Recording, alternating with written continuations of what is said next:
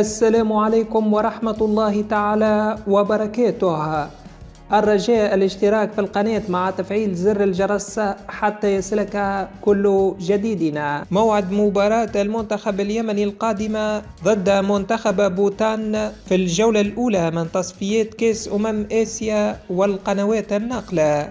يستقبل منتخب بوتان نظيره المنتخب اليمني على أرضية ملعب استاد شانغليميتان ضمن مباراة الجولة الأولى من تصفيات كأس آسيا.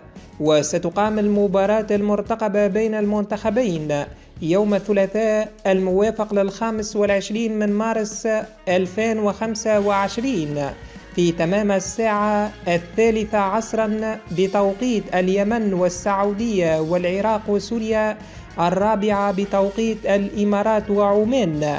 أحداث اللقاء ستذاع عبر قناة بي إن سبورت الثانية. ما هي توقعاتكم لنتيجة مباراة المنتخب اليمني ضد نظيره منتخب بوتان؟